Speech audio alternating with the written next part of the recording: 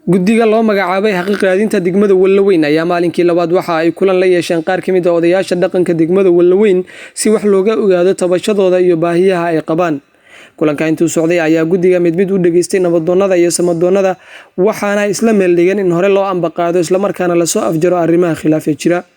kulanka markuu soo gabagaboobay kadib ayaa waxa warbaahinta dowlad goboleedka Koonfur Galbeed Soomaaliya la hadlay xoghayaha gobolka Shabeellaha Hoose ana gudoomiye ku-xigeenka guddiga xaqiiq raadinta degmada Wallaweyn Cabdirasaaq Xasan Gaabo wuxuuna faahfaahin ka bixiyay kulanka maanta ay la yeesheen qaar kamid ah odayaasha deegaanka degmada Wallaweyn ee gobolka Shabeellaha Hoose.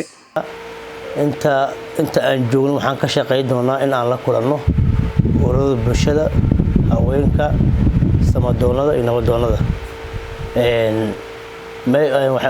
maanta waxaan marka aan qabanay hawshii saddexaad oo aan leenahay oo xaqiiq raadintii ahayd.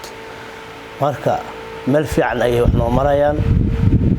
waxaan baaq u dirayaa beelweynta degan degmada Wallaweyn in aan ka shaqeyno nabad.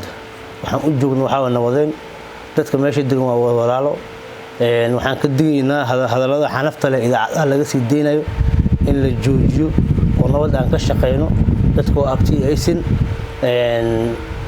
waxaan leenahay waxaan rabnaa insha Allah meeshaan ayadoo nabad ah in aan ka dhaqaaqno oo dadka gacmaha is haystaan oo dowladnimada ay shaqeynayso maamul wanaag aan meesha ka bilaawno.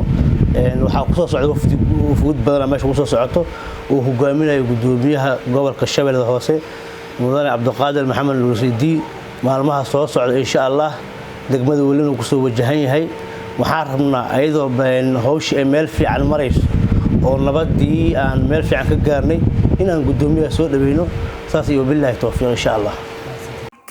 Cabdiqani Maxamed Xasan raadiyo telefishinka dowlad goboleedka Koonfur Galbeed Soomaaliya degmada Wallaweyn ee gobolka Shabeellaha Hoose.